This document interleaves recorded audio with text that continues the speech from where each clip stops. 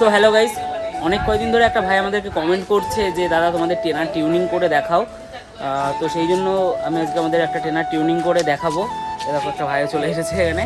আগের দিনের প্রোগ্রামে আমাদের একটা ট্রেনার ফেটে গেছে, আর সেই ট্রেনারটাই কিন্তু আমি তোমাদেরকে টিউনিং করে দেখাবো। আর হ্যাঁ, ভিডিওটা ভালো লাগলে like comment share and subscribe করে দিও। ইউটিউব থেকে দেখে থাকলে সাবস্ক্রাইব করো, আর ফেসবুক থেকে দেখে থাকলে ফলো করে দিও। গাইস, এখন আমি আমাদের মালপত্রের সামনে চলে এসেছি, আর এখন এই ট্রেনারটা ফেটে গেছে, এইটাই টিউনিং করবো। তো চলো দেখতে থাকো। আর এই যে এইটা হচ্ছে আমাদের মালপত্র টিউনিং করার বাস্ক। এটার মধ্যে কিন্তু আমাদের সব যন্ত্রপাতি আছে মালপত্র ঠিক করার। তো চলো তোমরা দেখতে থাকো। আর এই ট্রেনারটাকে এখন খুলতে হবে, তারপরে সিটটাকে চেঞ্জ করব। তো চলো এখন ট্রেনারটা খুলি। এই 6টা চাবি আছে, 6টা চাবিকে কিন্তু আগে খুলতে হবে। নতুন ট্রেনার কাস্টমার একটা দাদা তিনি এসেছিলেন, দুটো প্রোগ্রাম হয়েছে ট্রেনারটা দিয়ে। এখন আমাদের ট্রেনার খোলা পুরো কমপ্লিট, দেখতে পাচ্ছ। আবার এইখানে হচ্ছে আসল জিনিস, যেটা হচ্ছে আমরা করি। এইটা আমি এখন আর খুলতে পারবো না, এটাই তোমাদেরকে ভালো করে দেখে নিতে হবে আর বুঝে নিতে হবে। আমরা কিন্তু অনেকে আছে যে দিকটা সেনারটা থাকে স্প্রিংটা, সেই দিকটা কিন্তু অনেকে জল দেয়, আর যে দিকটা বাজায় সেই দিকটা সাদা ফাইবার দেয়। তো আমি মনে করি দুটো সিটেই ভালো আওয়াজ হয়, ঠিক আছে। তোমরা যদি দুদিকে জল ফাইবার দাও সেটাতেও ভালো আওয়াজ হবে, দুদিকে সাদা ফাইবার দিলেও সেটাতেও ভালো আওয়াজ হবে। তো আমরা দুই দিকেই জল দেওয়ার চেষ্টা করি। এখন আমার কাছে আছে কোন সিট সেটাই দেখতে হবে।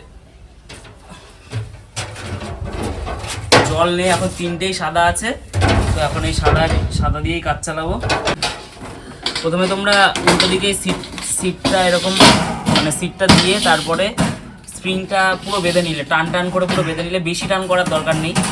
অনেক স্প্রিং আছে, যতই তুমি ভালো টিউনিং করো না কেন, স্প্রিংয়ের জন্যই কিন্তু আওয়াজটা পুরো একদম বিচ্ছিরি হয়ে যায়। অনেক স্প্রিংয়ের এই যে স্প্রিং একটা উঠে থাকলেই সেখানে সাউন্ড পুরো গেল।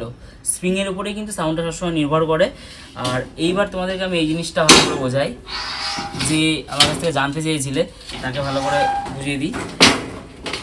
প্রথমে এই দিকে একটা আমাদের কাছে এরকম মানে কটসুতোর পুরো বান্ডিল আছে।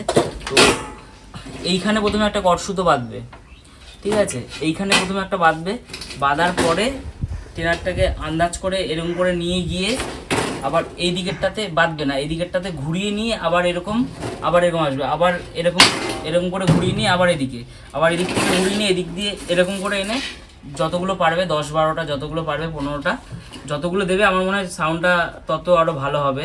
সাউন্ডটা কিন্তু আমার মনে হয় এর জন্য আরও বেশি ভালো হয়। তো এরকম করে এনে একদিকে পুরোটা বেঁধে দেবে গিট দিয়ে। তারপরে অনেকে কিন্তু এবার বলবে যে তোমরা এইখান থেকে ট্রেনার টাইট মানে স্প্রিংটা টাইট করো না কেন, এইখানেও একটা চাবি টাইপের থাকে, আমরা ওটা দিয়ে করি না, আমরা ডাইরেক্ট পুরো টাইট করি, ডাইরেক্ট বেঁধে দিই, এখানে ডাইরেক্ট টাইট করে, আমাদের ওটা দরকার পড়ে না। এই নখ দিয়েই ঠিক করে নিতে পারবে। এই আমার চেপে গেছিলো। তোমরা কিন্তু আমার মতন এরকম মাল্টিউনিং একবার করে দেখো, আশা করি ভালোই হবে সাউন্ডটা। এবার এরকম সমান বরাবর দেখে বসিয়ে দেবে, এই দুটোর মাঝখানে যাতে এগুলো থাকে, নাহলে এক সাইডে থেকে এগুলো দেখতেও বিচ্ছিরি লাগবে, প্লাস টিউনিংটা ভালো নাও হতে পারে। তো এরকম করে তোমরা দেখে নেবে। তো এবার এই রিংটার উপরে ট্রেনারের বডিটাকে ভালো করে বসিয়ে নিয়ে এবার তুমি যেই সিট লাগাও না কেন সেই সিটটা ভালো করে একটু মুছে নেবে, উপর নিচটা নিয়ে এবার ট্রেনারের উপর কোন দিকে ভালো করে সেট খাচ্ছে একটু দেখে নেবে। আর একটা কথা বলি, যখন এইগুলো লাগানো হচ্ছে ট্রেনারটা একটুখানি মানে ট্যাপ খেয়ে যেতে পারে, কিন্তু তোমাকে সিটটা বসানোর পরে যে দিকটা একটু ফাঁকা থাকে সেদিকটা একটুখানি জোর করে ঠেসে লাগাতে হবে, তাহলে এটা হয়ে যাবে। এবার এই রিংটা লাগিয়ে একেবারে চাবিগুলো লাগিয়ে দিই। তো সব দিকে সমান আছে কিনা এটা দেখে নিয়ে তারপরে চাবিগুলো প্রথমেই কিন্তু একটা পুরো টাইট দিয়ে দেবে না, যেটা দেবে একটু সব কটা সমান করে একবার করে দিয়ে নেবে, ঠিক আছে। তারপরে বলছি আমি সব, প্রথমে হালকা একটু টাইট করে নিলে এইবার পুরো ট্রেনারটাকে ওপরে আর নিচে ভালো করে ঘুরিয়ে দেখবে যে কোথাও রিং বেরিয়ে গেছে কিনা বা কোথাও সিট ঢুকে গেছে কিনা ভেতরে, ঠিক আছে। এটা একটু দেখে নিতে হবে। দেখো এখানে রিংটা বেরিয়ে গেছে, এটাকে একটু হাত দিয়ে চেপে নিতে হবে। ঠিক আছে, এটাকে একটু হাত দিয়ে চেপে নিয়ে এই জায়গাটা একটু টাইট দিতে হবে।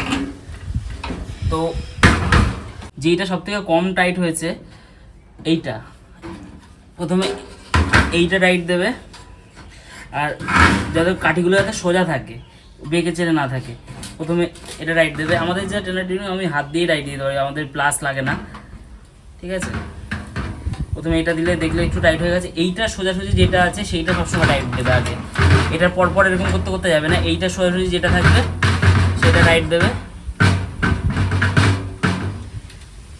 এটা হলো, এবার এটার পরে এইটা দেবে পরপর, যেটাই দেবে পরপর।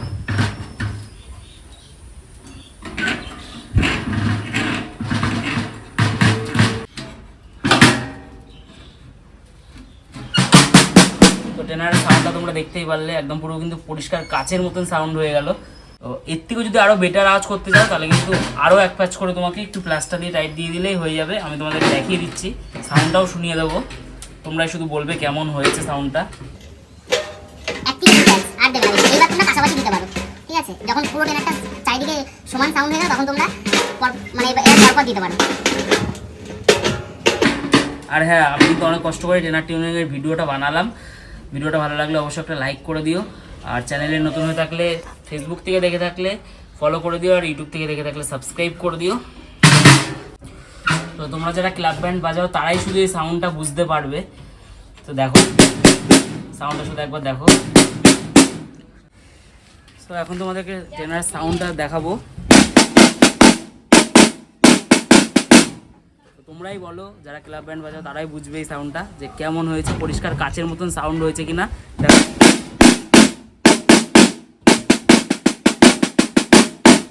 তো ভিডিওটা ভালো লাগলে লাইক কমেন্ট শেয়ার করে দিও, আর চ্যানেলে নতুন হয়ে থাকলে চ্যানেলটাকে প্লিজ ফলো করে দিও। আর দেখা হচ্ছে নেক্সট ভিডিওতে। চলো, আর আমাদের ব্যান্ডের প্রোগ্রামের ভিডিও তোমাদেরকে দেখাবো। তো দেখা হচ্ছে পরের ভিডিওতে, বাই।